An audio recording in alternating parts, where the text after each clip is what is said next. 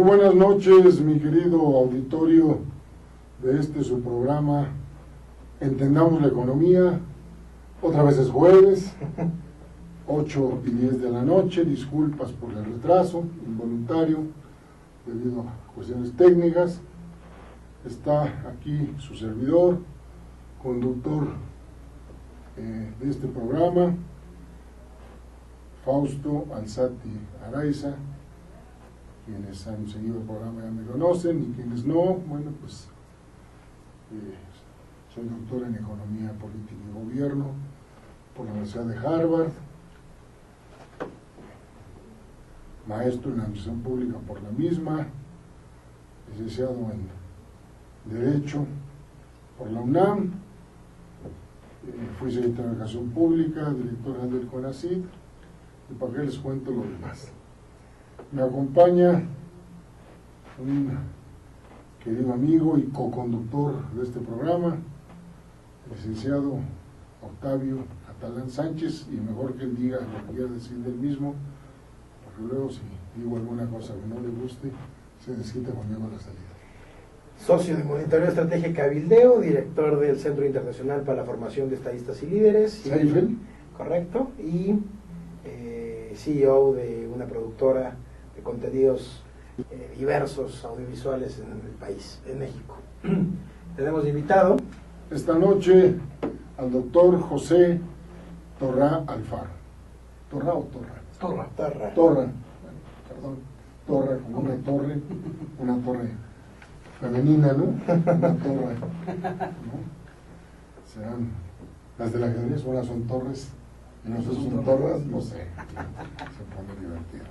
Es miembro del Movimiento Libertario de México, autor del libro Johnstown, Religión y Socialismo, qué interesante, economista por la UNAM, bueno, nadie es perfecto, ¿no? Al menos somos egresados de la misma universidad, y director de la investigación de la parte mexicana del Índice de Libertad Económica de Norteamérica, del Fraser Institute, que acaba de publicar su nuevo reporte para el 2014, aquí lo muestro para que lo vean, está en inglés, ¿en español? Y también se encuentra disponible en español. Aquí está la versión en español, que Catalán no me quiere prestar, y así es, ya lo conocen, se pone celoso. Libertad Económica de Norteamérica, y esto, ¿dónde se puede obtener, doctor? Bien, el reporte está disponible en los dos idiomas en la página de internet del Fraser Institute, del proyecto Libertad Económica, que es freetheworld.com. O sea, esto es Liberen al Mundo, en inglés, freetheworld.com. Ahí está disponible el reporte de Libertad Económica de Norteamérica y los reportes internacionales que también generan. Ahí se puede adquirir. Puede solicitarse una copia impresa o descargarlo en digital. Correcto, muy bien. Debe ser muy pesado porque es un documento extenso, ¿no? Y tiene toda una base de datos muy impresionante. Bueno, ¿qué es, mi querido José, el Movimiento Libertario de México? Bien, pues es una organización. ¿Qué quiere decir la palabrita esa de libertario? Yo la oigo por aquí, la oigo por allá, a mí me gusta. Yo a veces he dicho que soy libertario, algunos amigos dicen que a lo mejor soy libertino, no sé, no creo que sea el caso, pero bueno, para no entrar en debates. Cuéntanos tú. Cuéntanos tú. Bueno, yo creo que de forma coloquial es un liberal en esteroides. Pero ¿Cómo? un liberal en esteroides. Pero básicamente, bueno, somos individuos que defendemos la máxima libertad del ser humano como uno de los principales valores, sino es que más bien el valor más importante, el fin político más importante. O sea, buscamos defender la libertad económica y civil y política de todas las personas, de todos los individuos. Y básicamente, bueno, la lucha del Movimiento Libertario de México es esta causa de generar esta discusión, porque es algo que se ha ido perdiendo en el debate, tanto político como en la misma academia, en el país al menos. No hay voces, o habemos muy pocas, voces que defendemos la idea de la libertad y el liberalismo. Bueno, pero a ver, es que, no me dejarás mentir, mi querido Catalán, nadie va a estar en contra de la libertad. Son de esas cosas en las que en teoría todos coincidimos, ¿no? En teoría. Qué bonita la libertad, ya todo dar la libertad, todos queremos la libertad. Pero cuando nos preguntamos, por ejemplo, si somos libres para intoxicarnos, Ya no nos gusta tanto la libertad. ya no les gusta tanto la libertad, ¿no? A ver, ¿a partir de qué edad podemos ser libres y hasta qué edad? ¿Y dónde empieza la libertad y dónde se acaba? Y la congruencia en el ser libre. La cosa es ser libres. A ver, por ejemplo, soy yo libre. ¿Tú estás de acuerdo en que yo sea libre para permitirle a mi hijo de 14 años tomar whisky si se le da la gana? 14 años, yo creo que ahí ya entramos en un debate sobre dónde es donde el sujeto se vuelve sujeto de derechos. Digo, ustedes como abogados saben mucho más que yo de esto, pero ahí Bueno, es la donde ley dice que a los 18, ¿no? Y también ya pueden tomar un arma y salir Pues bueno, a matar, ¿no? Con el ejército institucionalizado, ¿no? Ya son legal, ya los tienen 18 pueden ser legalidad, ¿no? Bueno, incluso pues una... una vez que hacen su servicio militar, ¿no? O ya no existe. No, sí. Todavía existe. Se enrolan y Yo por sí o por no cargo siempre mi cartera. son libres de cargar un arma y además de tomarse un whisky, Pero no son libres de negarse al servicio militar. por ejemplo. No son libres. No, no. Es de esas cosas que en Estados Unidos, por ejemplo, no pasa, ¿no? Libremente te enrolas. Y digo, en muchísimos países la forma en la que...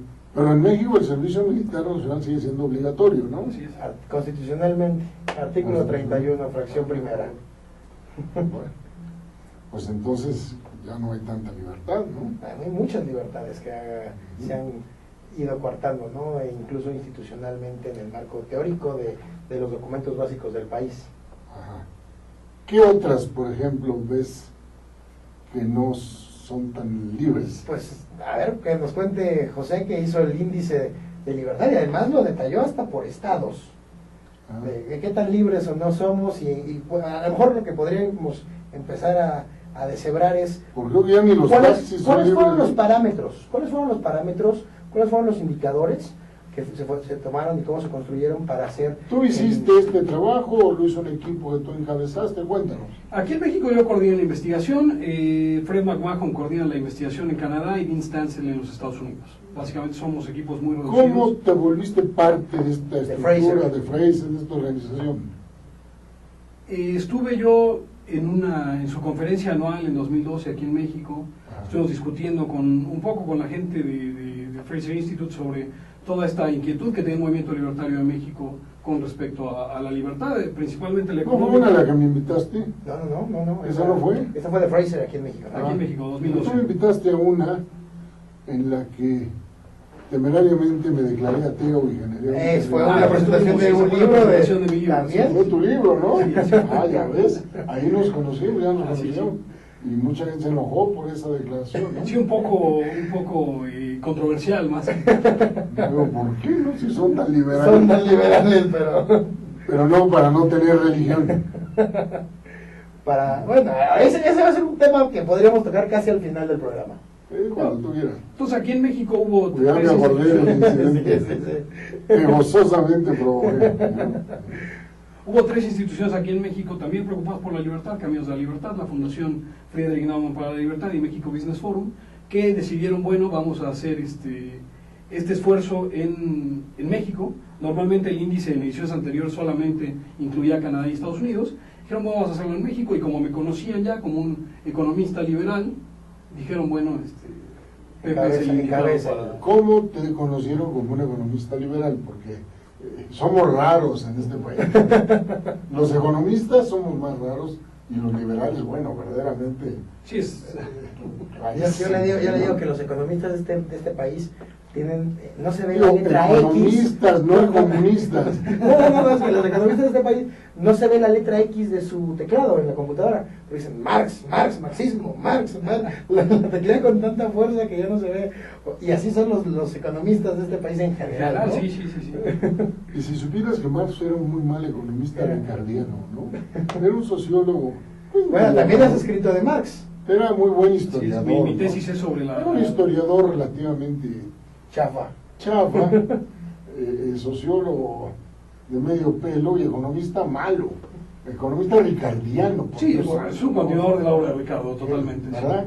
Es un glosador de la obra de Ricardo, que además pues es como una side del mainstream del pensamiento económico. Y creo además nunca leyó, es evidente, que nunca leyó y menos entendió a Adam Smith. Y además creo que un mal intérprete de Kant, porque mucha de su obra creo que es una muy mala interpretación de En Kant. toda su obra que pretende ser, no hay una sola referencia a Adam Smith. Él, en teoría, pretende hacer una crítica al pensamiento económico clásico, creo que falla. Toma de Ricardo todo lo malo, que es esta teoría de los buscadores de rentas y de las clases sociales, y deja a un lado todo lo bueno de Ricardo, No, las olvídate, ventajas no, comparativas. y- Lo que toma de Ricardo es el mayor absurdo de Ricardo y quienes le siguieron, la teoría del valor trabajo. Así es. Eso es toda la bronca. Sí. Es decir, si tú pretendes que el valor está basado en la cantidad de trabajo, ¿no?, que lleva un bien para producirlo, y ni siquiera tomamos en cuenta qué calidad de trabajo, ¿no? Ah, Y no en un fenómeno de oferta y demanda, pues se acabó la economía, ¿no? Vamos a contabilizar horas hombre de trabajo, Como lo intentaron los alemanes ¿no?, en su momento. y entonces, bueno, pues armamos una economía centralmente planificada, como se intentó en la Unión Soviética en su momento, Decía- y mira los resultados. Decía Ironic, decía Burle de una forma satírica en algún momento un conocido de los tres, Carlos Alberto Montaner, Ah, hombre, que tenían más economistas tratando de descifrar los precios que gente trabajando, ¿no? Claro. Bastante tarados estos muchachos.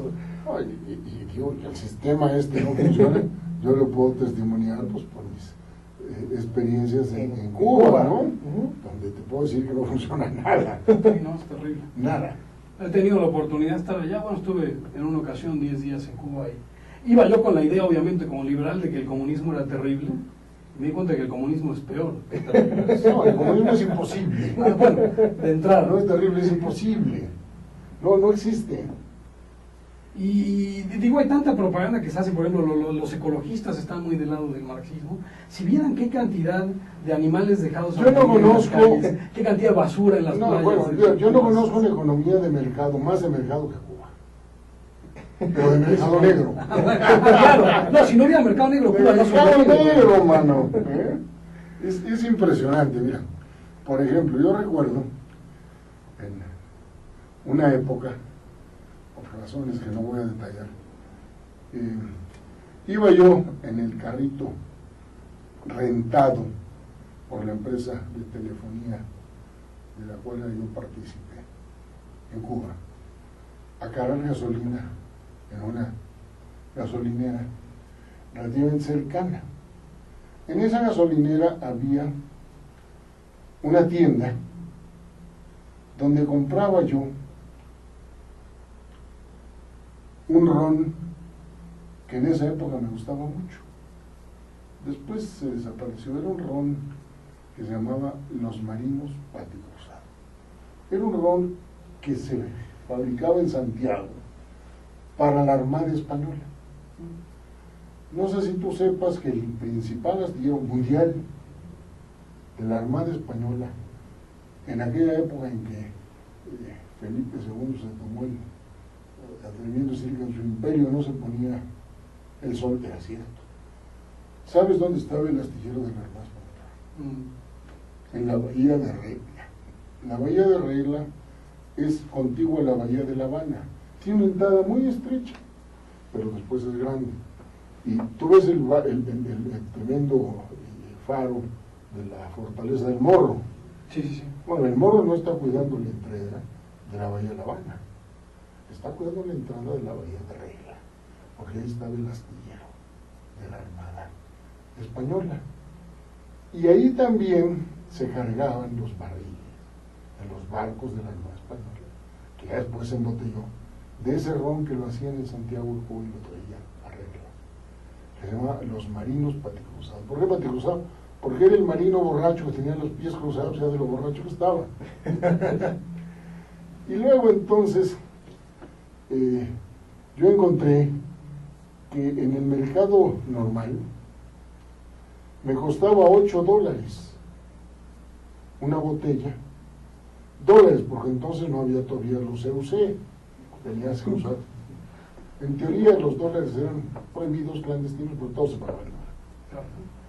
Y entonces, mientras yo estaba cargando gasolina, venía una negra, yo abría la cajuela del carro, y por los mismos $8 me traía una caja completa de botellas que no estaban adulteradas, eran auténticas.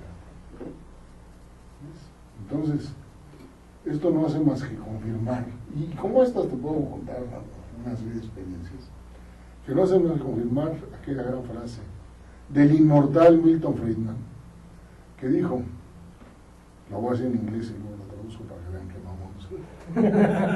Every time you suppress a free market, you create a black market.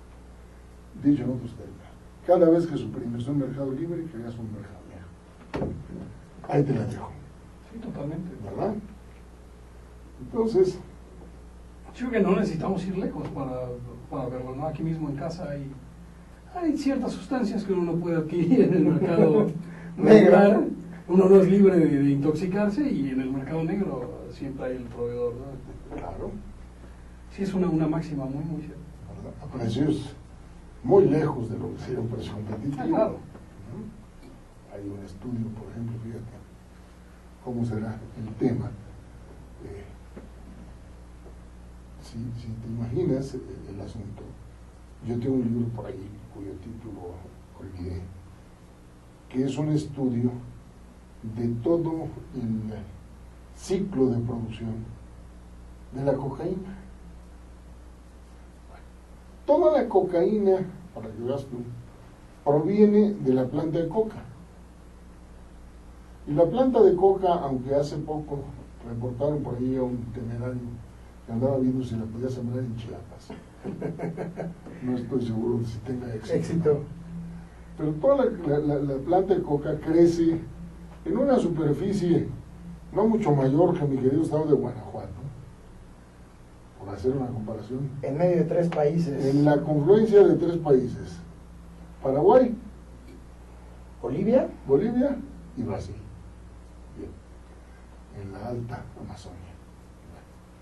De ahí la vuelan a Colombia, donde en laboratorios clandestinos que rápidamente se montan y desmontan, porque no requiere gran cosas, como decía la canción de la serie aquella de Pablo Escobar, decía 5 litros de aceitona, 2 microondas y un garrafón, y esto Todo. o sea, ¿no? Y de ahí a Nueva York. Nada más que el costo de producir 1 kilo de polvito mágico base puro, ahí en las serranías del país que ahora gobierna mi ex compañero de Harvard, Juan Manuel Santos, es de no más de $10. ¿Sabes cuánto llega a valer eso ya? Rebajado, distribuido, cortado, Caminando por el Bronx. Caminando por el Bronx. Dame una idea. No sé, debe andar a lo mínimo, muy mínimo, y hablando de algo muy procesado y muy rebajado, debe andar por los $100 gramo probablemente. No, el kilo. Kilo, $100 kilo. Contra 10 de... No. El 10 kilo. millones Claro, sí, de exacto, dólares. sí, o sea, el kilo es una... Sí, si una cosa que te cuesta $10 procesar, no sé cuánto te cueste, cuáles son los riesgos de transportarla, ya distribuida en las redes de Nueva York vale $10 millones. ¿Cuál es la tasa de utilidad? Infinita, compadre. Es infinita, ¿no? Entonces, dime tú, si ese modelo prohibicionista es un modelo para acabar con algo. No, por supuesto que no.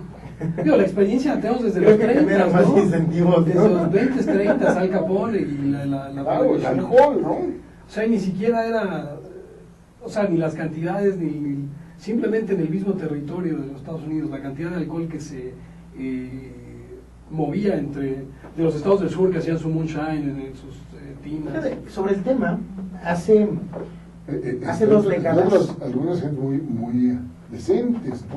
Tú sabes que uno de los principales participantes del tráfico de alcohol clandestino que se hacía en Canadá y se traía por los grandes lagos a Estados Unidos y llegaba hasta Nueva York, se llamaba Joseph Kennedy. Tan temeraria tu declaración, ¿No? grabada. Grabada, bueno, pues no es un dato, es un dato. No estoy diciendo algo que sea mentira, que no esté documentado, es un dato. Y surgió la fortuna de los Kennedy. Y claro, amafiados con la mafia italiana. Es un dato, no es algo que Está documentado. Está documentado. Sí, así es. Hay una película maravillosa que lo explica muy bien, no menciona nombres, pero haz de cuenta que es una maravilla, se la recomiendo a quien la quiera ver, la pueden bajar de YouTube, si no la han visto, véanla. Se llama Once Upon a Time in America. Eras una vez en América. Y es genial, ¿no? Ahí ves. Bueno, hace 20 años, El cuando personaje es uno un veía... chiquito judío, recién inmigrado con su familia desde Polonia, que empieza en las calles de Nueva York robando carteras, y luego entiende el negocio y se ponen de acuerdo allí con ciertas mafias y empiezan a traer clandestinamente el whisky de Canadá. Acaba siendo secretario del trabajo de los Estados Unidos. Es impresionante. Hace 20 años más o menos, cuando tú veías el prólogo de las declaraciones de la Organización Mundial de la Salud con respecto al tema de las adicciones, veías que era un tema estrictamente de salud.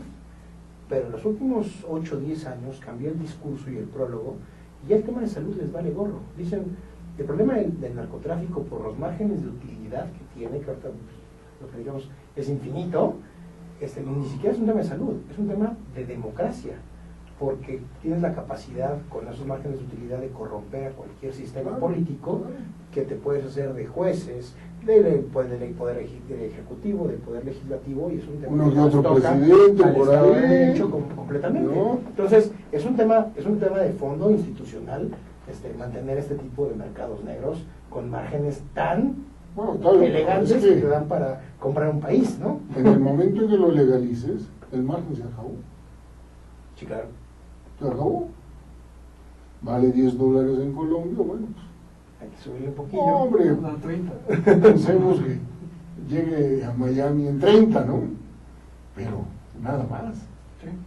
Y se acabó ese poder corruptor, ¿no? Correcto. Si ese poder corruptor, otra vez, es el resultado de la falta de libertad. Yo estoy poniendo un ejemplo De muchos que de podemos muchos que encontrar. pudiéramos poner. ¿Cuáles son los, o sea, al margen de que nos digas los Porque indicadores? estamos hablando que- mucho nosotros que entonces to- del entrevistado. Al margen de los que ahora nos digas cuáles son los indicadores que tomaron, Sí. cuáles son los resultados más agobiantes que viste, ¿no? Mira, son 52 indicadores agrupados en 5 áreas principales que van desde tamaño del gobierno, cantidad de impuestos que se cobran, el Estado de Derecho, que es algo que, Es al alarmante. menos en el caso de México, es alarmante. ¿Cómo lo mides? Estas son variables tomadas, esto es algo importante sobre el índice, todas las variables las tomamos de terceras, de terceras fuentes. Pues. O sea, de fuentes publicadas. Así es, gran parte viene de... No construiste tú indicadores a partir de investigación directa que tú hicieras. Tú no hiciste ninguna encuesta o sí hiciste la En, recopilación. en cuanto a la recopilación de datos para México, se hizo toda la cuestión, tanto de tamaño de gobierno como de regulación y de la cuestión de impuestos, se recopilan los datos oficiales. Ahora, o sea, ¿es un solo año o son series de tiempo? Aquí lo tenemos desde 2003 para México. Y para los Estados Unidos y Canadá existe desde 1980. La cuestión es que aquí nuestros datos no son compatibles unos con otros en series muy largas. Al menos No lo que están trabaja homogenizados. el INEGI, tenemos de 80 a 83, de 83 a 87, el 87 es un año faltante, por ejemplo, en los datos en INEGI, y a partir de ahí está homogenizado a partir de 2003 a 2012, es lo que presentamos acá. Y les digo, esas fuentes son para una parte, la otra parte, tanto los Estados de Derecho se toman sobre todo del Doing Business y de los índices de riesgo país, y tenemos un último componente. Conozco los enormes trabajos que habrás pasado, porque yo pasé esos trabajos haciendo la base de datos De la para mi tesis tesis doctoral. doctoral. que son también el sistema de moneda sana, que es una moneda sana, que al menos creo que en México es algo que se ha hecho bien. En materia de política monetaria, si bien no es perfecto, al menos podemos no preocuparnos. Llevamos varias semanas diciendo en este programa justamente lo mismo, los datos nos lo permiten decir hasta el momento, aunque haya uno que otro invitado que haya... Pero ustedes no recuerdan un 1982. Es que así es, al menos ya la inflación ha dejado de ser una preocupación. No, pero hablábamos de los últimos 18 años, ¿no? Pero sí hablamos de inflación del 200% en los 80. Ustedes son muy jóvenes, ya comparados aquí con el roquito. Que ya viviste algunas. Sí. Y bueno, por ejemplo, ¿cuáles fueron de la parte de la construcción del índice que más te llamó la atención, de la parte que te tocó encabezar? Yo creo que es interesante ver cómo realmente, en cuanto al marco regulatorio, México tiene ciertos problemas, regulación para el intercambio internacional, para el comercio internacional, es que existe mucha variabilidad entre las tarifas y los aranceles. Las cuotas compensatorias. Sí. Digamos que no, si bien son bajos por la gran cantidad de tratados de comercio que hay, varían mucho de un año a otro y eso crea cierta incertidumbre para el importador y el exportador. ¿Intencional o no? No es un instrumento subrepticio de política proteccionista que no se vio. Yo, o sea, me atrevería, muy atrevido. Aquí se vale todo, aquí existe. Se vale todo, es un espacio libre. ¿eh? Sí, como economista siento que existe la sospecha de que existe un Así los únicos responsables de que lo digas somos Octavio y yo de todo lo que digas y tú. Y bueno, pues si algo nos han censurado ya será después.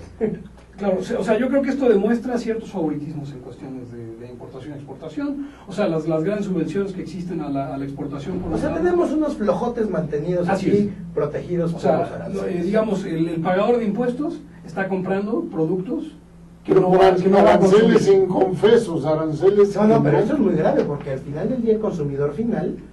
Lo paga con sus impuestos la protección del holgazán. Cuestiones que no está, o sea, uno no está consumiendo muchas de las cosas que se supone estar exportando e importando y de todas maneras está pagando uno. Esta parte me gustaría que hiciéramos una pausa, porque el programa se llama Entendamos de Economía. ¿Por qué no le explicas al auditorio esta parte que igual sí entendemos nosotros, pero que es importante que el auditorio entienda? ¿Por qué el contribuyente está pagando sus productos caros con sus impuestos? Claro. O sea, aquí existe una cuestión que es... digamos, muy básico, para no complicarlo más, cuando existen, digamos, ciertos subsidios a la exportación, vamos a abocarnos ahorita a la exportación, el gobierno está pagando... un ejemplo de un subsidio de exportación. Que quieras. Ok, híjole, me ¿Calzado? Al calzado de piel, por ejemplo. Si existen subsidios para... Guanajuatense tenías que ser. Paisanos de León. Que muy pronto voy a ir a ver. Un cierto número de empresarios, que no todos en León, porque ese es otro de los problemas, que exista cierto favoritismo de parte del gobierno, reciben un incentivo por exportar todos estos productos de piel que hacen, ¿no?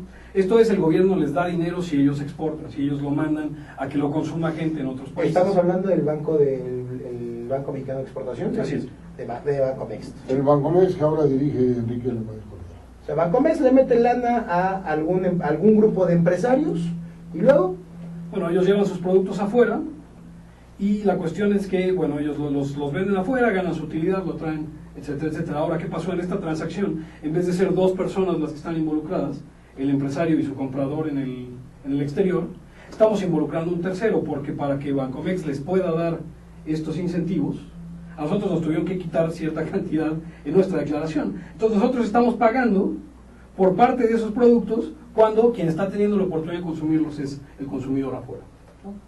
Entonces nos están obligando a pagar por productos que yo ni siquiera pago vamos a ver. Impuestos que en parte sirven para que un empresario acomodado, un empresario leonés rico venda zapatos en Uruguay. Y yo en Uruguay yo traigo unos zapatos muy cubos. pagados en buena medida con mis impuestos. Impuestos mexicanos, así es. Ok, eso es en el caso de la exportación. Lo explicaste bien en el auditorio. En el caso de la importación, pues lo mismo, pero de China. En lugar de que nosotros nos pongamos zapatos más baratos chinos, nuestros impuestos están generando... Ya, acá hay dos efectos grandes. Primero, cuando llega el producto importado, se le cobra a ese un impuesto por entrar. lo cual hace que su precio sea más caro o que simplemente no entre, porque hay casos en los que el empresario pues, no puede traer porque no le conviene por cuestiones de competencia.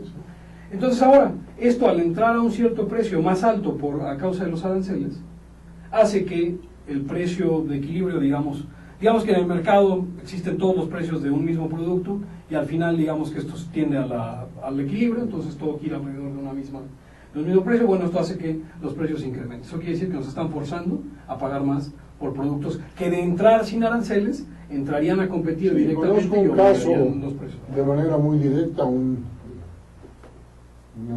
persona cuyo nombre no voy a mencionar, ferretero de gran vuelo,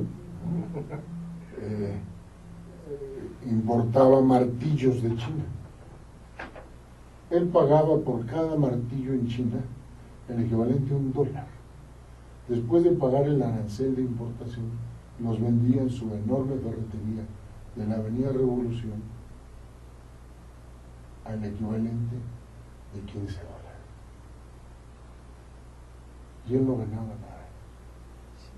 Había pagado $14 de arancel en la aduana para poder meter los martillos que venían de China. Ahora, ojo, sí, porque, ojo que, perdón, agregando esto, ¿te das cuenta? Y no era un solo ejemplo. Estamos hablando de una doble pérdida. Como eso, claro, había muchas otras cosas. Porque el importador pierde al traerlo al pagar el arancel y el consumidor pierde al pagar el sobreprecio. esto no me gustaría explicarlo, yo creo que tú eres el indicado. ¿Cómo hace menos libre al consumidor final esta falta de competitividad real y esta alteración de los precios en el mercado? Vamos a poner, o sea, la definición de libertad económica como la maneja el país, y creo que es una definición aceptada, es qué capacidad tengo yo de decidir cómo voy a usar el total de mi dinero, ¿no? Al momento en el que el gobierno decide incrementar los precios de las importaciones, Con su acción altera los precios de mercado. Exactamente, en ese momento nos está obligando a tomar decisiones que no tomaríamos en el libre mercado. ¿Qué pasa? Yo compraría un martillo de $1, ahora cuesta 15, ya no puedo comprar el martillo de $1, entonces me están obligando de alguna forma a comprar un martillo más caro. Eso es lo que restringe el mercado. Cuando yo podría comprar mis martillos chinos y gastar $14 en un martillo, $14 que podrías gastar, pues, no sé, en refrescos, en palomitas. O en un empleo. claro, o sea, eso que estaba pagando este empresario en pagar los impuestos lo podría tener más gente contratada, o la gente que se lo está ahorrando podría tener más dinero que se destina al ahorro y que, bueno, por toda la cadena llega al banco, el banco puede prestar más, eso y reduce las tasas de interés, genera más inversión, o sea, es toda una cadena que haría que existiera un crecimiento económico.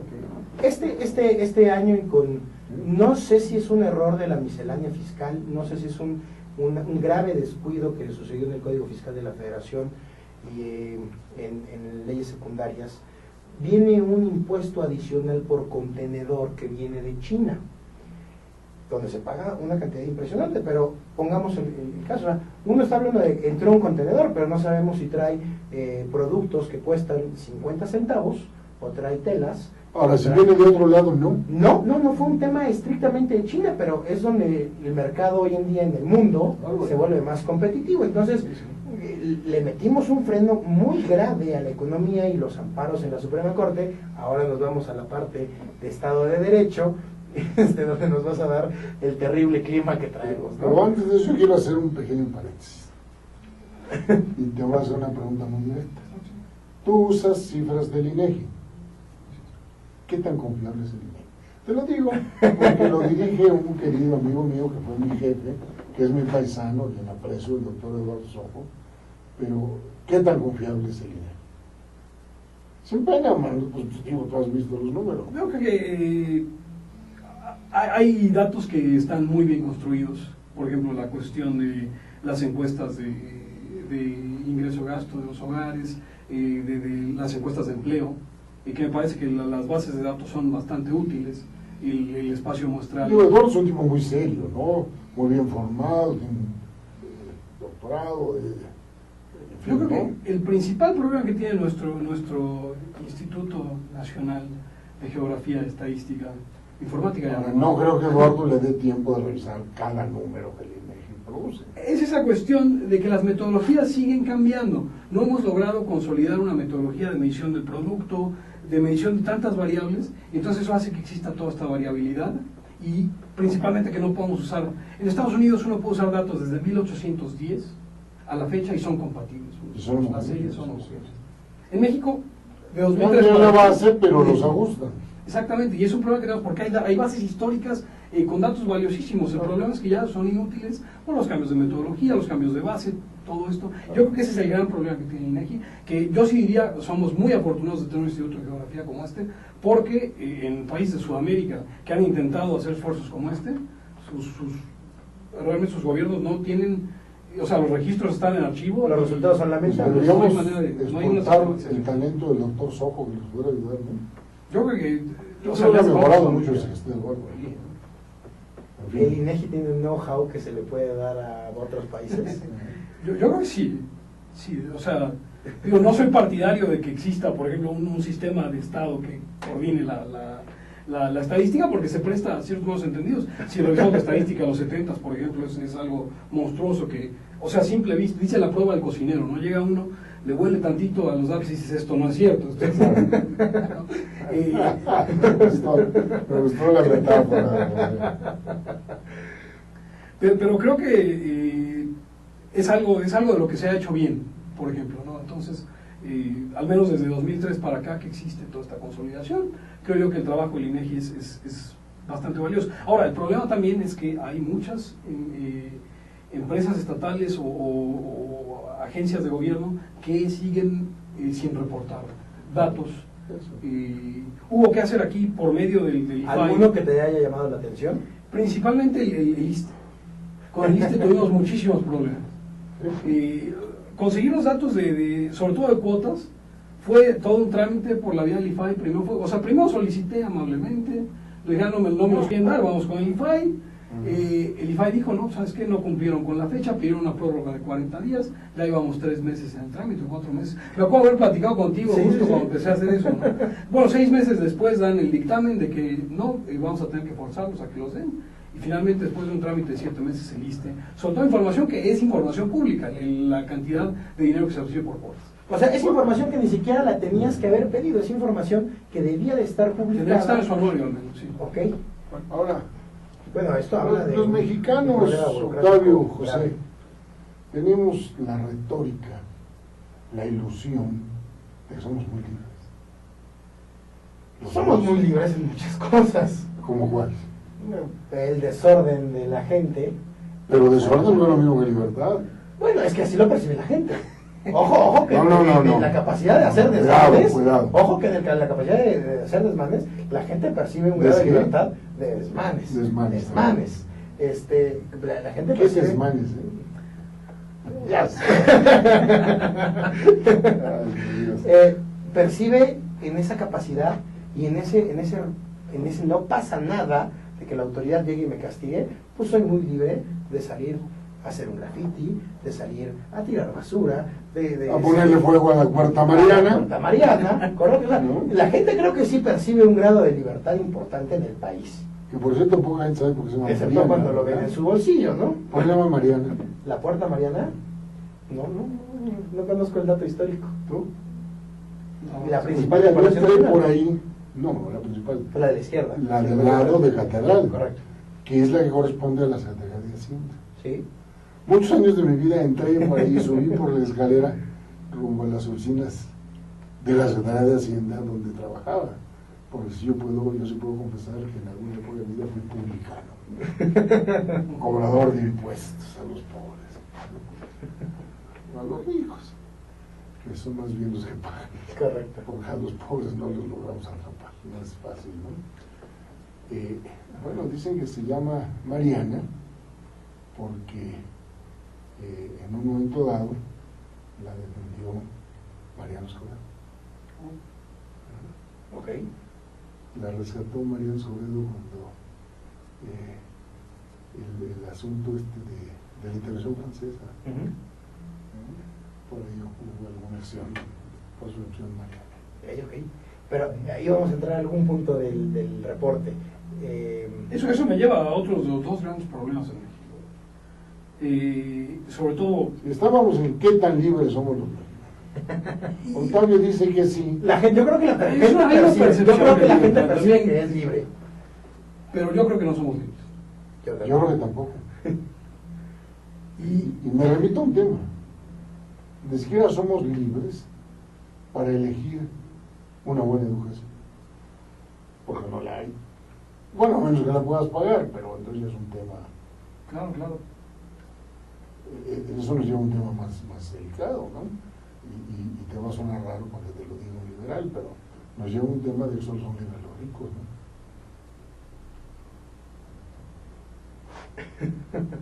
Se han propuesto muchas alternativas y ese es el gran problema. A ver, bueno, Yo tampoco. Piketty se dice liberal Existe, y no, pero existe. por ahí va, y yo no estoy nada de acuerdo con Pero existen Piketty. grandes problemas en la educación, eso no es algo que hay que ocultar, y obviamente existen vías de mercado por las cuales la educación pública y gratuita se puede mejorar, como es el sistema que tanto propuso Friedman del voucher educativo, y hacerlo competitivo. Pero y entonces, hacerlo ¿por qué no lo hacemos universal? Universal, ¿cómo? Sí, desaparezcamos la SEP y dejemos que la iniciativa privada provea la educación, y en vez de pagar la SEP con toda su nómina y su estructura Que de burocrática inmensa, pues agarrando todo ese dinero se lo repartimos en vouchers a la gente.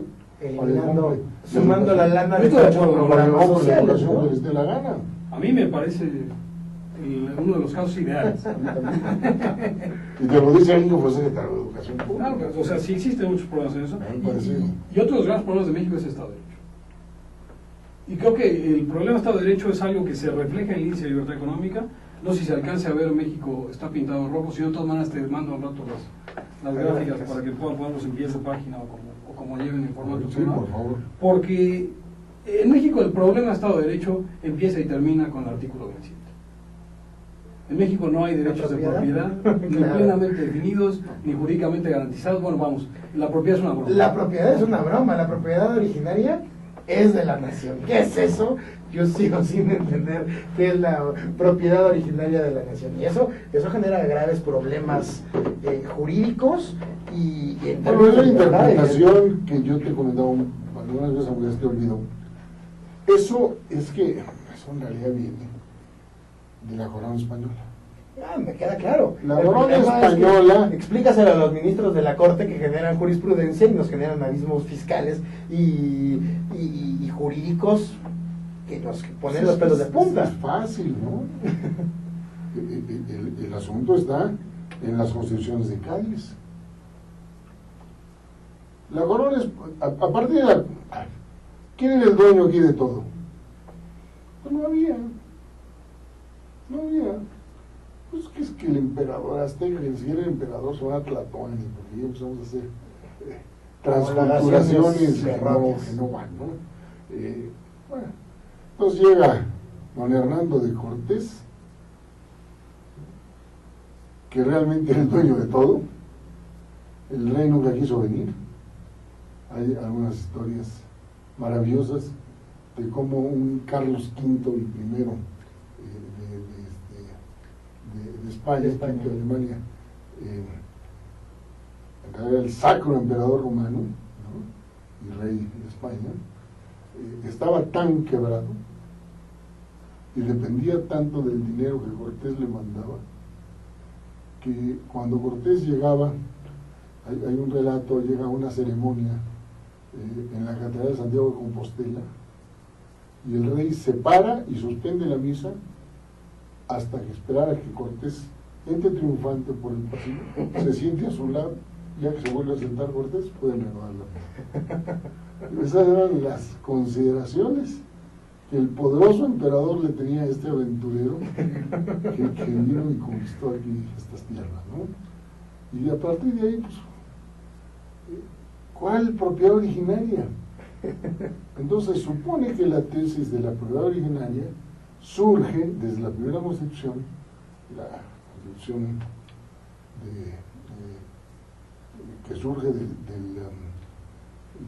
la consumación de la independencia, ¿no? Donde se supone que la nación mexicana adquiere, la nación, fíjate bien, adquiere los derechos de la corona española. a la que pasa a suplir por virtud del acta de independencia. Ok. Esa es la propiedad original. Ese es el origen de Una cesión de derechos. Es una cesión de derechos de la corona a la nación, que es un concepto tremendamente mal usado porque es un concepto sociológico. No jurídico.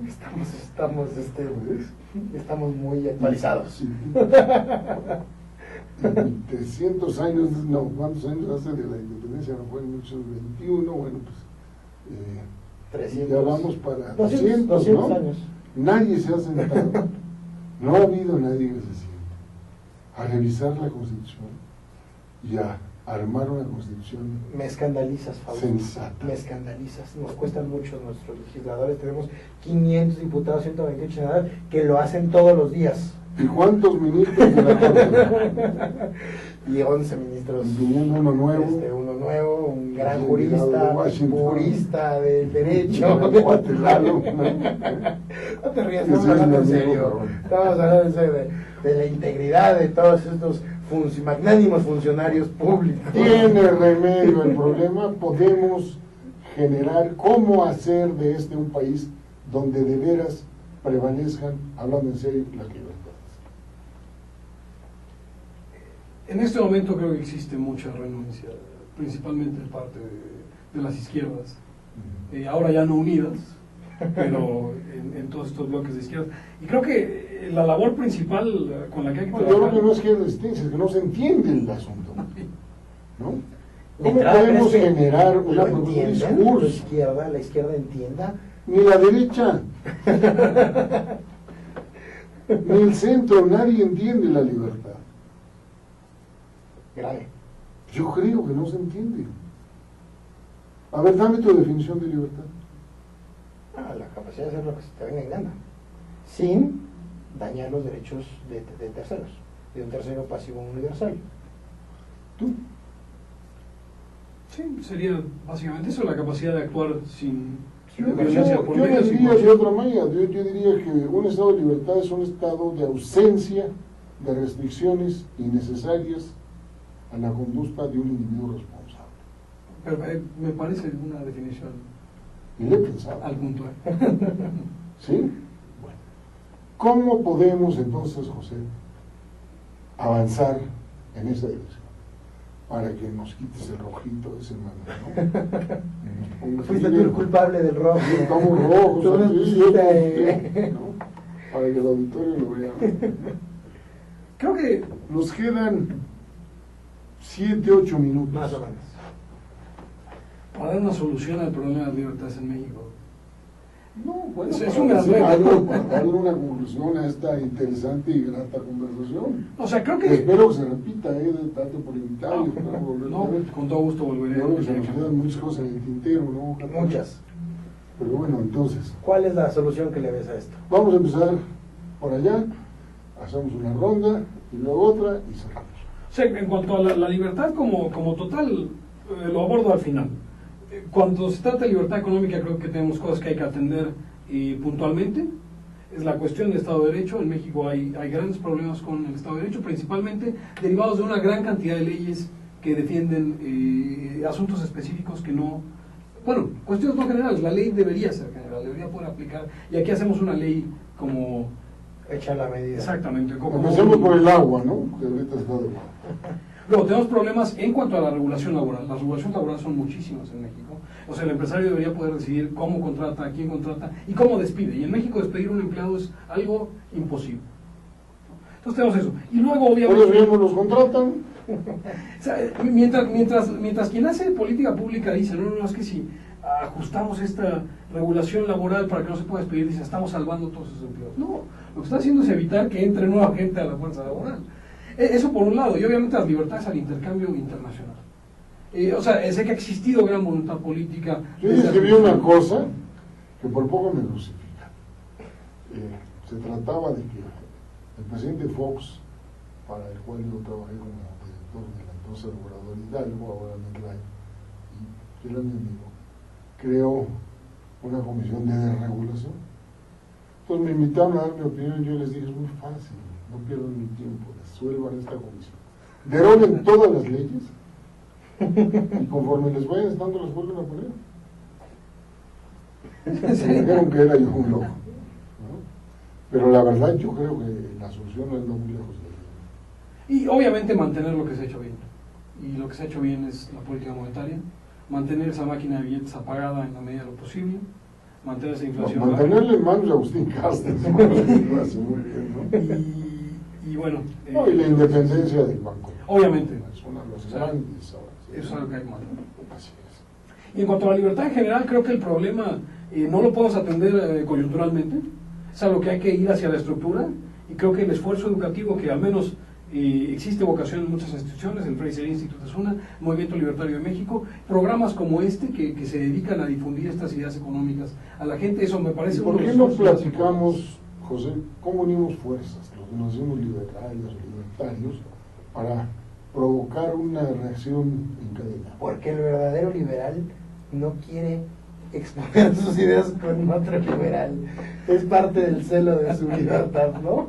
Es un egoísmo que nos Pero muy patético, ¿no? Digo, pues al final del día es congruente con tu... Yo soy más liberal que tú. Con No, tu no. individualidad. Bueno, es que hasta entre los liberales hay unos más libres y otros menos ilustrados, por así decirlo, ¿no? Ahí están los keynesianos, que dicen ser liberales, que dicen ser liberales, ¿no? Yo tengo mis reservas. Construimos nosotros en Seifel una idea nueva, cuando nosotros planteábamos cuál es el enfoque de un nuevo estadista o de un nuevo líder que tiene que asumir las consecuencias de los gobiernos que nos van a dejar. Hablábamos de pues, qué tiene que hacer un estadista, ¿no? Un sujeto con visión de Estado, con visión de gobierno, con visión de crecimiento económico, hoy en día, un liberal, un estadista liberal.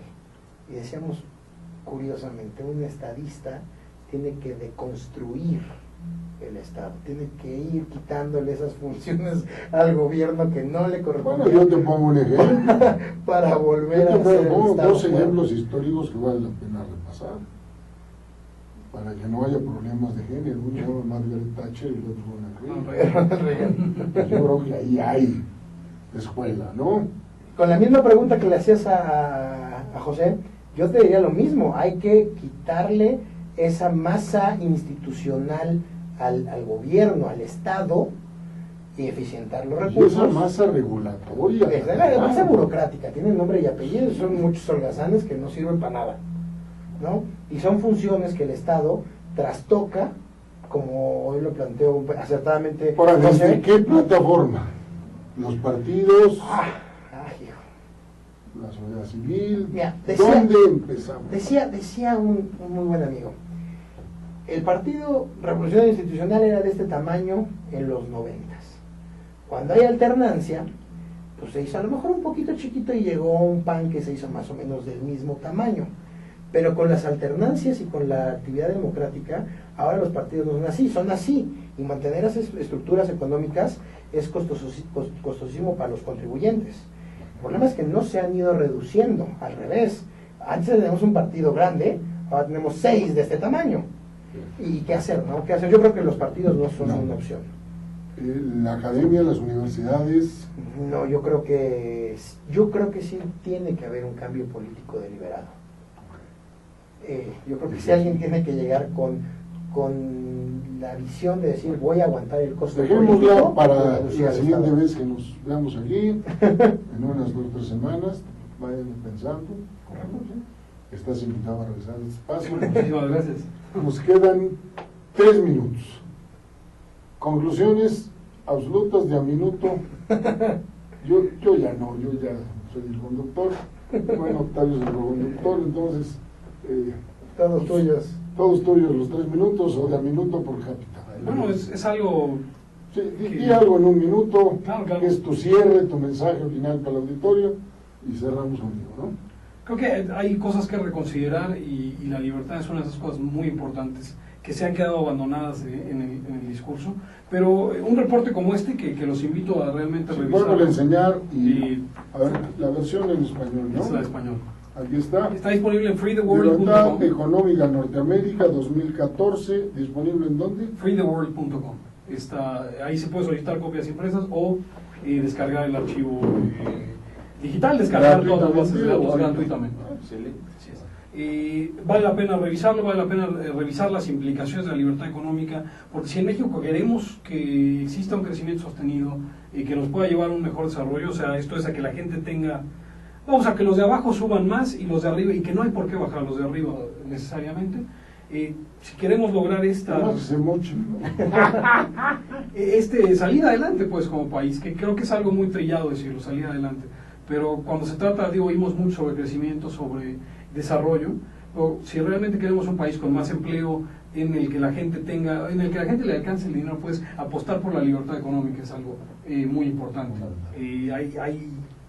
Bueno, está todo en el reporte, chequenlo, sobre todo las implicaciones que esto tiene, que mejorar la libertad económica tiene para el empleo, para los salarios, para incluso cuestiones como el alfabetismo y todo. O sea, realmente tiene implicaciones, están ahí medidas con econometría y todo, si lo quieren ver.